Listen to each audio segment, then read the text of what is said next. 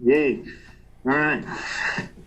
I got one question while we were on break here. Can we plot a graph of a recorder file to determine if the saturated vap temp sensor has failed creating a loss of charge diagnostic?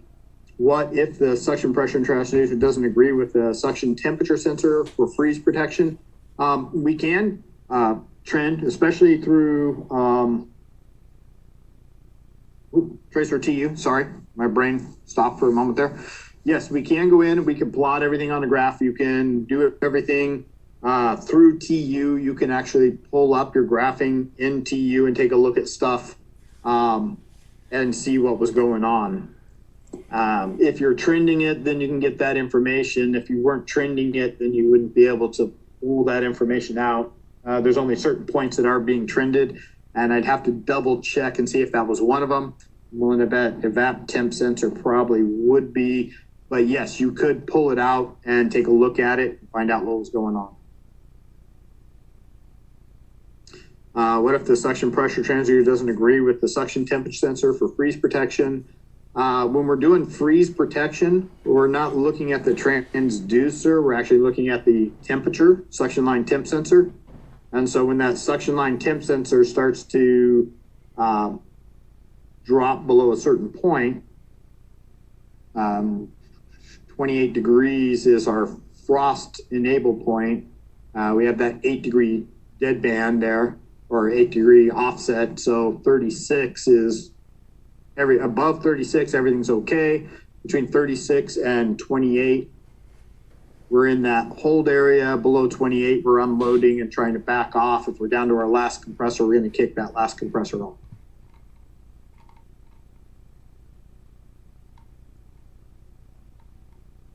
Okay, does that answer those questions?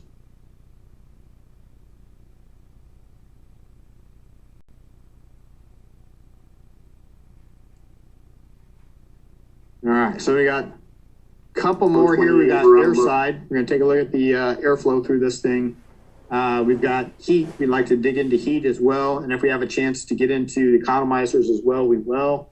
If there's anything specific that we haven't covered yet that we need to get into, if you can just shoot us a message and say, hey, are we going to cover this, or we need to get into this part of it, or if you're running into any specific things that we can take a look at as well. So go ahead and shoot that message out if we need to.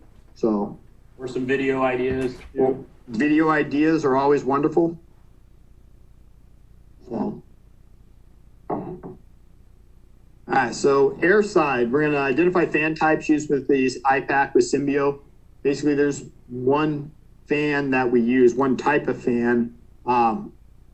There's a couple different fans of that type we use, but we're pretty much set to using fan wall with direct drive Plenum fans. So we're going to take a look at some fan curves.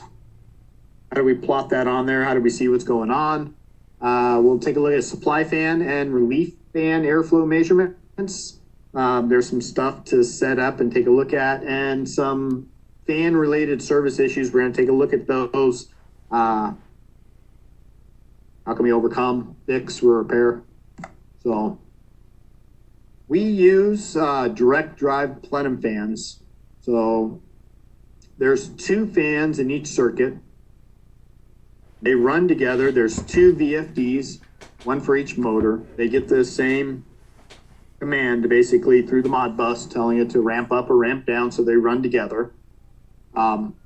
In the event of you losing one of the fans, you can still run the unit, limp it along on one fan, but you need to get in there and block off the other side, or else you're just going to be recirculating air around through them. So each one has a TR150 drive. The 150 is the newer drive that they're kind of switching over. We used to do the Danfoss, train Danfoss TR1 or 200s. The 150 is better suited for our application. So there's not going to be as many points and stuff that need to get changed inside it. So we use those direct drive Plenum fan. They are those airfoil fan types. there's two that we use. There is the 80% width and 100% width. And so it basically comes up with how wide is that fan. And then the second part we're looking at is the size of the fan. So we looked at digit 15 on our model number. That's going to tell us which fan we actually have. So we have a 16.5-inch fan, and we're looking at diameter. We got 18.2. We got a 20-inch, 22.2, 24.5, and a 27-inch fan. So each fan diameter and width has a unique fan curve, and they're all printed in the IOM. So we need to, when we go to plot this on the chart, you got to make sure you're on the right fan for the right unit.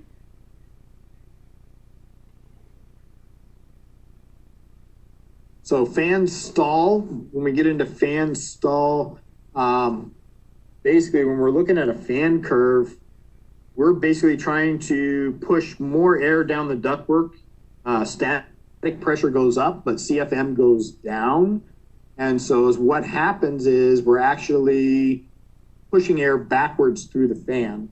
So you get an excessive noise and vibration. The only way we can fix stall is reducing the static pressure that the fan is trying to overcome. So we actually have to change the static profile of the unit. We can't just speed the fan up or slow the fan down.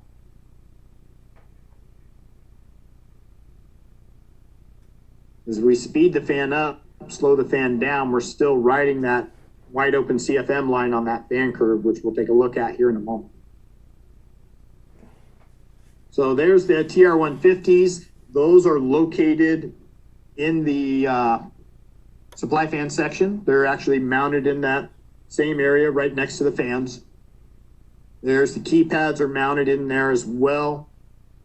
It's all Modbus communication between the drives and the Symbio 800 controller. And you can get a bypass option. If we go into bypass, we're going to bypass the drives and run the fans at 60 hertz. If we're on a multi-zone unit, we need to make sure we've taken that into account and that we've gone to the VAV boxes and driven them to max flow. But we do need to make sure that that's taken care of.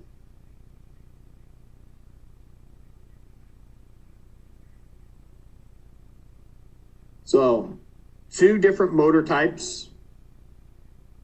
Digit 16 is going to give us the two different motor types, and that's going to be based on the RPM we're trying to get on that fan. So whatever the RPM of the fan is the RPM of the motor, direct drive, so there's no belt losses, no shivs or anything like that.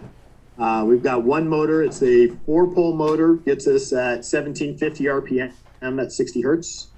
And we have a 6-pole motor, which gives us 1150 RPM at 60 hertz. Now, the thing is, depending on the RPM we need versus the amount of air we're trying to move, we are going to modulate that frequency on that fan somewhere between about 85 hertz down to about 23 hertz. And it's going to be a percentage. So if we needed 2000 RPM, our max speed, get the airflow we need, our minimum RPM is going to be 740. And that's going to scale us on that between that 100% airflow down to about 20% airflow. So by setting up the unit to do this 2000 to 740, the frequency we're going to have out of that VFD is going to be 69 hertz on the high speed at the max flow down to 26 hertz at the min flow.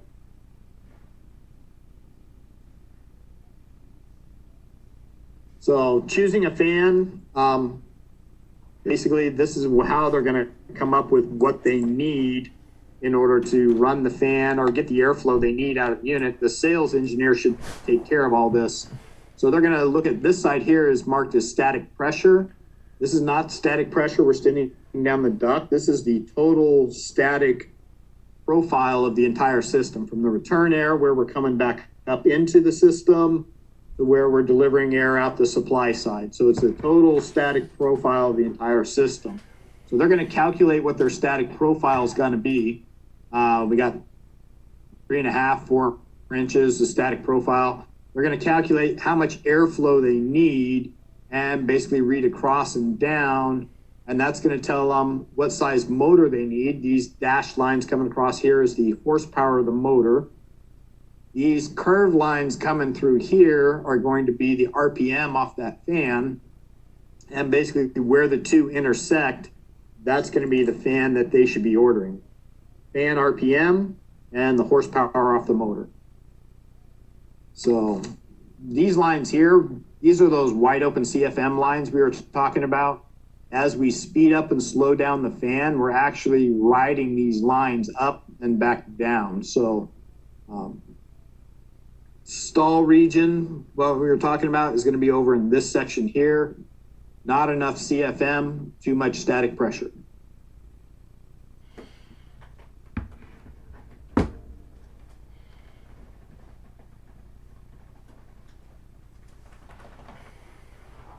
So if I've got a 60-ton unit, they get the fan curve.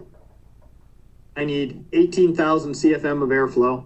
So we're going to sit right in this line right here. They calculate the total system pressure drop at 5.5. That's going to be across here. So 60-ton unit, you need that 1,800 or 18,000 CFM of airflow. We need to overcome that 5.5 inches total static pressure. So where those two lines intersect, that should be the fan they're ordering. So we wind up needing a 30 horsepower motor. We should always err on the side of caution going up, but we shouldn't come back down. 30 horse motor running at that 1600 RPM should be getting us where we need to be. So then they would go through and select the fan they're looking for.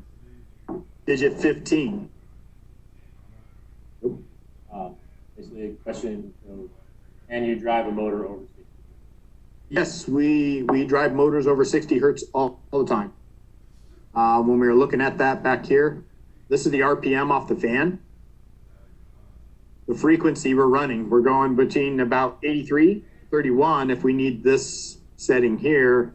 Down here, we're looking at 63 to 23. So when you look at this chart here, which this chart is in the IOM, pretty much all of them, with the exception of this 1700 RPMs, are above 60 hertz.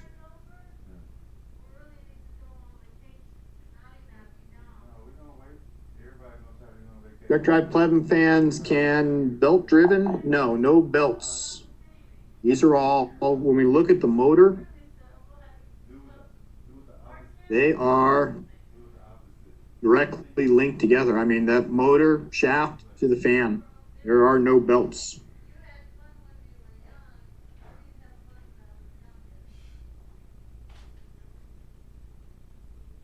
Oh, you'll be saying DDP fans you can belt driven, not.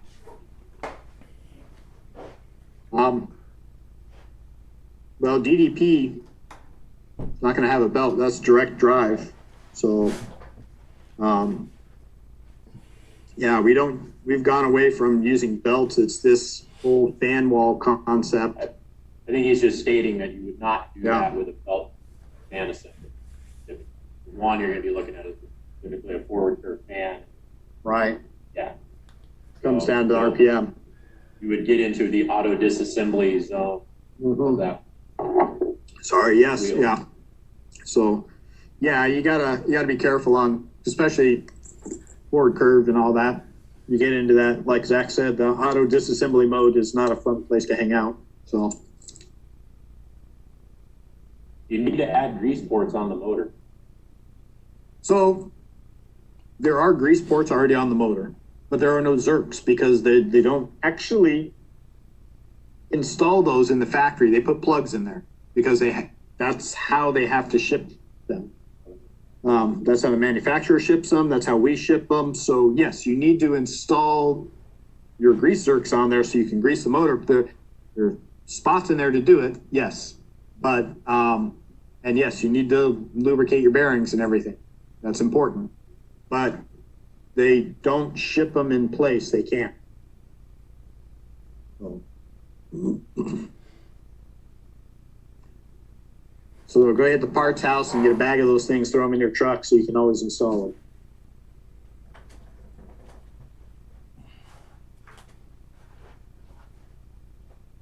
Here, done.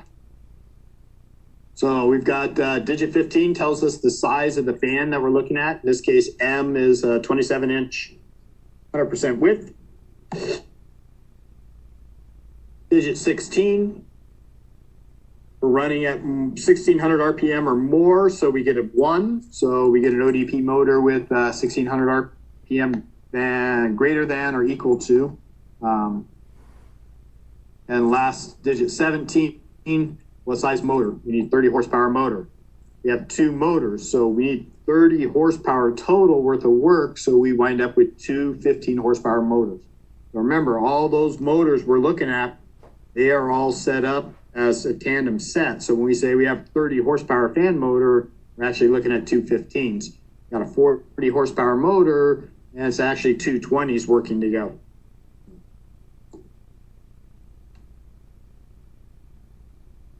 The VFD is factory programmed. In the IOM, I believe that was page 111, shows us all those settings in there. So the unit nameplate shows the min and max hertz. So evaporator fan VFD max hertz 55, vap fan VFD minimum hertz 20. All that should be in the nameplate. What is the recommended grease for the motors? Page 103. Page 103 is the VFD settings. Yep. We'll look up that recommended grease. I'll look it up. And Zach's on it. Bird dog. No, he's in my seat today where he gets to run around and figure everything out. So measuring airflow. So these all have this installed where you've got these taps. Some of them are actually hooked up and we're actually measuring that through a transducer. Some of them are not, depends on how the unit was ordered. So if it wasn't ordered with airflow measurement, you can still have these taps on here, which allow you to go in and actually measure the airflow. So we got a formula to calculate it. We got a little bit of math we got to do. So the delta P is equal to the inlet minus the throat pressure. So there are 2 taps on there. When we look at it, we can read the inlet pressure and we can read the throat pressure. And so we're looking at those 2, and that gives us the delta P across that fan. So method 1, you're going to measure the fan and calculate it out, measure the other fan, calculate it out, or you can tee them together, and basically that's going to average it out for you and give you both those readings. So once we have the delta P, we need an F number. So you find the F factor from the table. This table is located in the IOM. So it's going to be the unit size, your fan diameter, click, and it'll give you an F number. So Page 56. that table is page 56 for your PZO airflow calculation. So once we have our delta P, once we have our F factor, we plug it into the chart. So we got a 60-ton unit with 27-inch fan, so we wind up with this number here. Our delta P was 7 inches.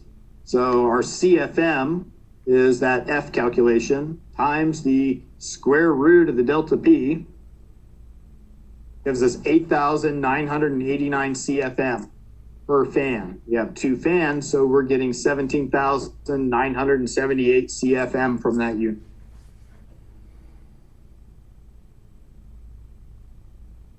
Okay. Units that are equipped with airflow measurement will have already all the tubes connected. They'll go back to a transducer and it'll do that calculation for you. And you can find all that information on your display. It'll show you what your airflow you're actually moving.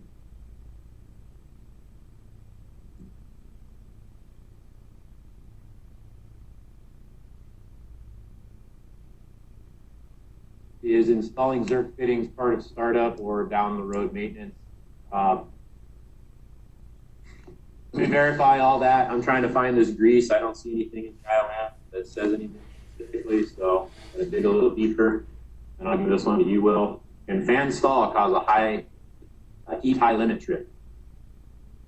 Well, if we don't move enough air across the heat exchanger, yes, we can definitely get into fan stall on that, or high heat trip. We have to move a certain amount of air across that heat exchanger, or that heat exchanger just overheats. Well, does it matter what the fan width is? I believe you mentioned earlier that there were thin and wide fans. Yes, so when they calculate it out to figure out how much airflow they need, that determination is going to come up as to what size fan do I need and what width of that fan do I need in order to make it run, in order to get the airflow out of the unit. So yes, fan width does matter. Motor grease follow motor manufacturer recommendations. That's always your best bet. And that's kind of what I was going to default to if I didn't see anything specific in here, which I don't.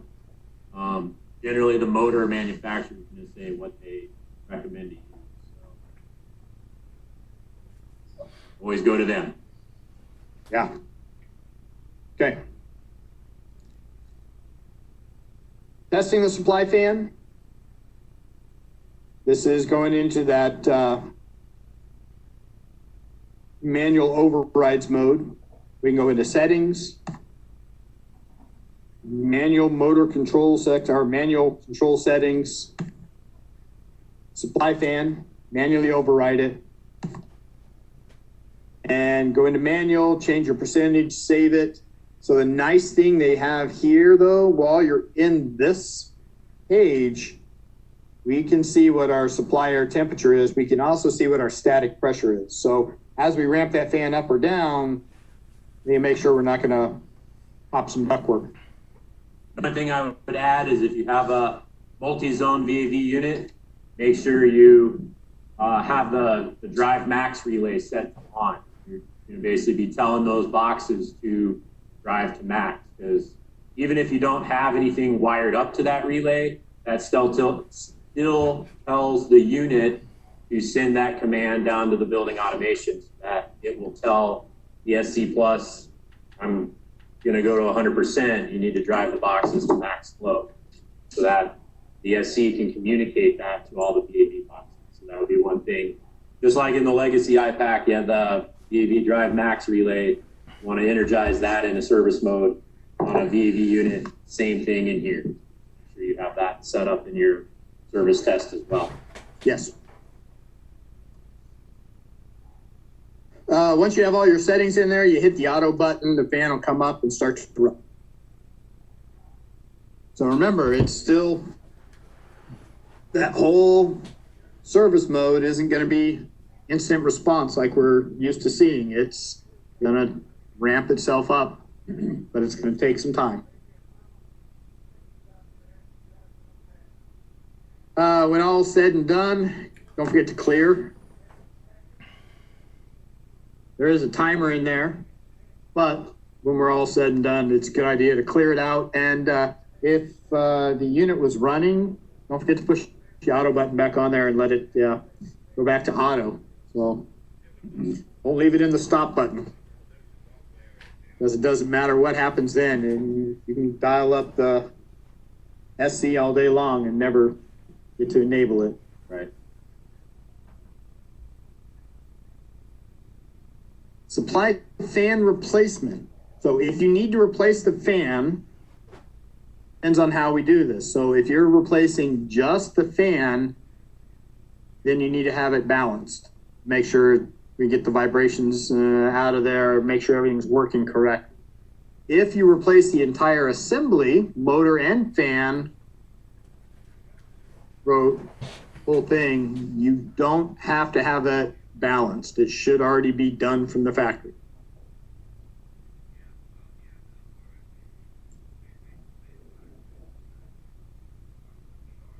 Supply fan limited airflow, units without VFD bypass only. If a VFD or fan motor fails, this is where we got into, it's still possible to operate only that single fan, but you got to block the other one off. Use plywood, something to block that airflow, or else we're just going to recirculate air. Also understand that we're going to be limited to about 50% airflow. But I guess a little bit's better than none at all.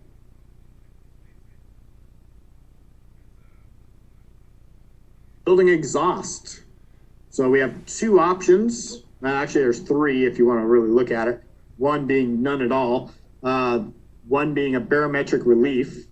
So as the building pressure goes up, that pushes open the damper and allows it to alleviate the excess pressure.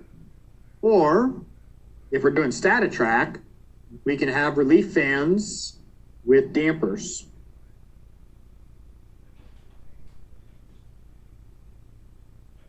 So relief fans, they are EBM PAPS motors. You get direct drive fans. There's 1, 2, or 3 fans per unit, depending on the size of the unit, capacity, and all that. All the electronics are mounted in the backside of that motor right here.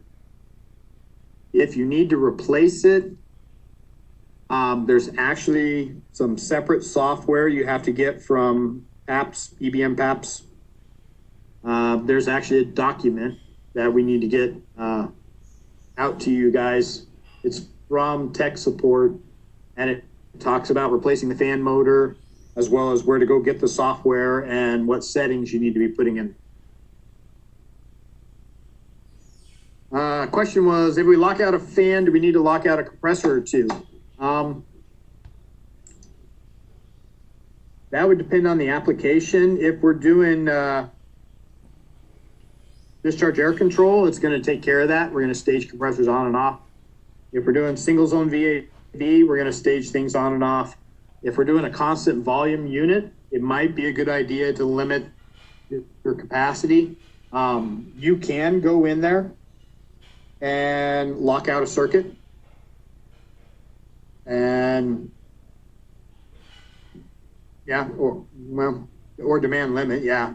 But there is way, if you go into the service mode, you can lock out compressors, lock out circuits. So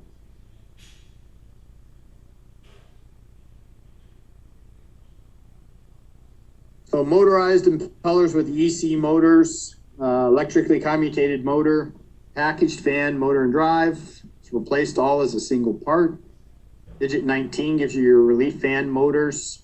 There's 2 different ones we're using for the relief fans. So it depends on, actually there's 1, 2, 3, 4 different ones, 5 different ones there on this chart. 8 horsepower and no, 2, 8 horsepower and 6 horsepower with different impeller sizes. And if you're used to working with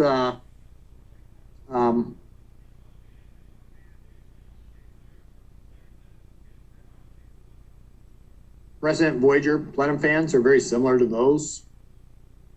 They, the Generation 3 and Generation 2 President Voyager Plenum fans, we are using both of those there. Wow. So it depends on the motor you get. The 6 horsepowers are one and the 8 horsepower are the others. So changes the diameter of that impeller. Okay. So relief fans are located in the back of the unit. There's a service panel you can open to get in there.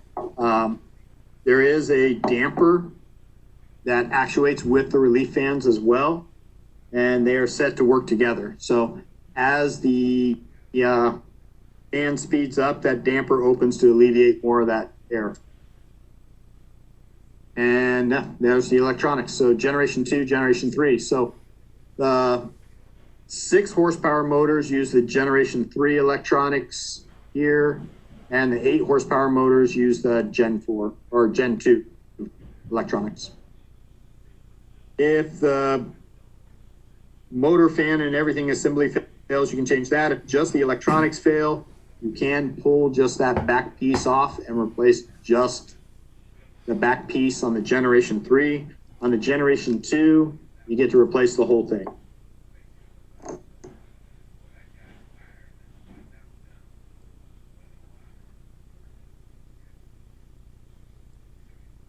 Okay, that's airflow there. I need to get that document uploaded for you guys. Was everybody okay with finding stuff through this WebEx, finding the documentation to be able to download it? Was anybody not, actually, I should say?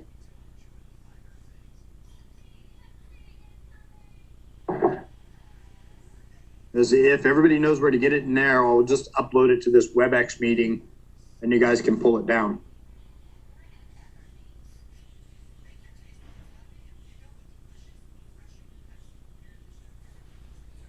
All right. But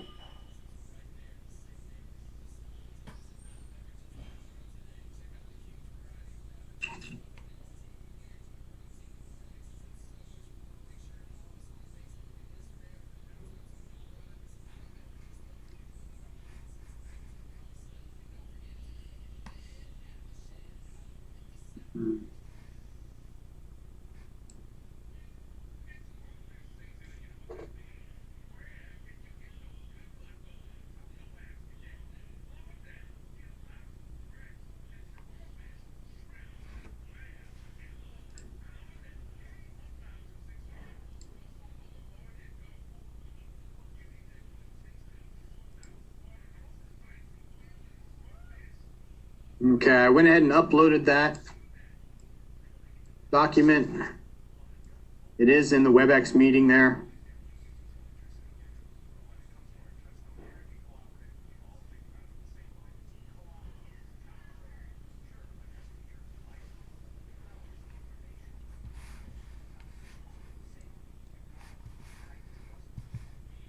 And this was a document that came from tech support.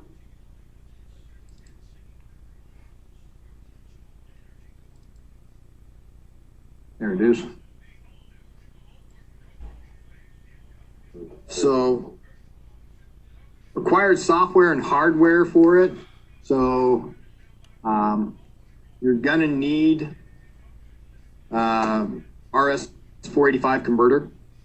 Now, when we look at our little Rover box, that is RS 485 when we're doing COM4 box, basically. Yeah, 1 and 4 up, 2 and 3 down under dip switches. That'll allow you to connect. So this document goes through. There's where you go download the software here, connect to it, and then this document walks you through addressing everything, how you actually have to go through and do it. So.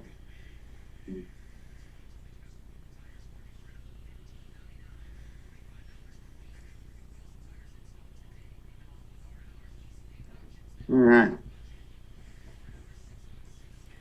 Didn't find it on WebEx. It should be, you may have to stop looking at my stuff I'm sharing. If I stop sharing, it should pop up your main window and it should be on the top bar.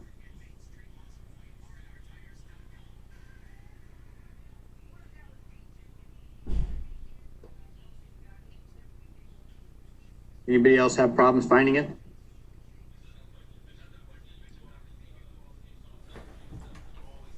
That's breakfast. Do you wear pants? Okay. Just throw the jacket on. Breakfast. Basketball shorts. How comfortable are you?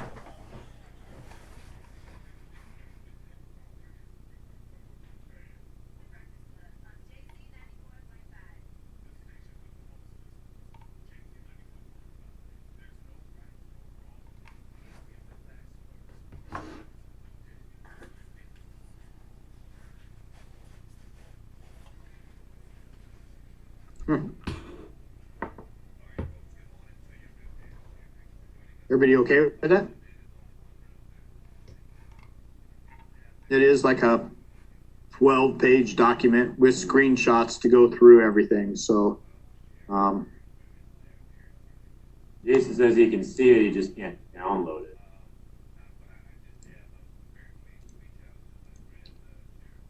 let's see. Okay. Yeah.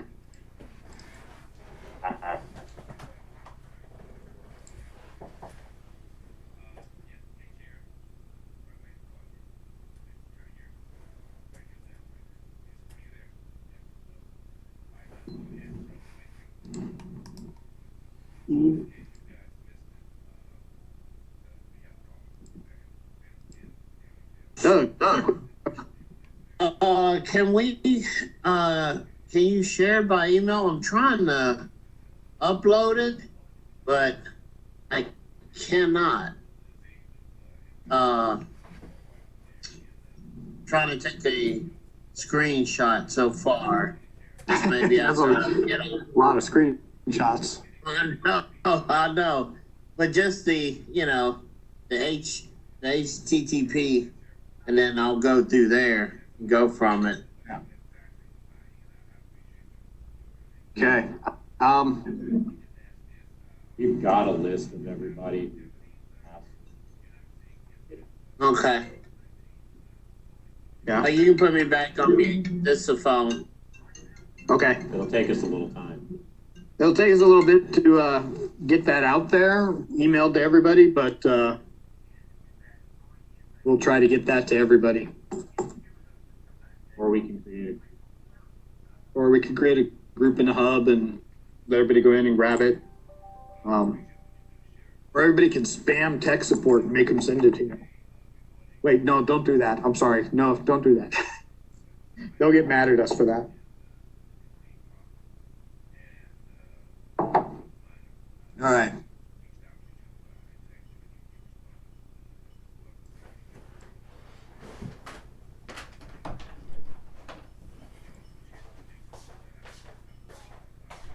Let me get into the next section here.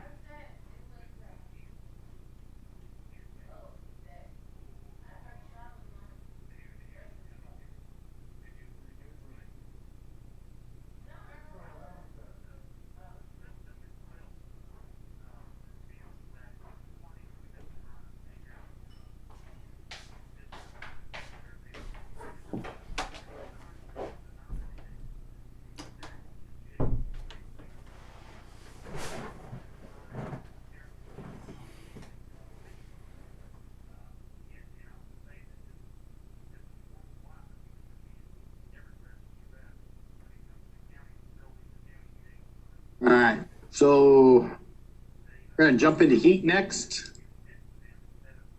But I think we're going to take a quick break here. It'll be the last break of the day. We've got about an hour left, hour 15 minutes left of this session. So let's go ahead and do a quick break. We'll start back up at 5 till and then finish getting through everything here.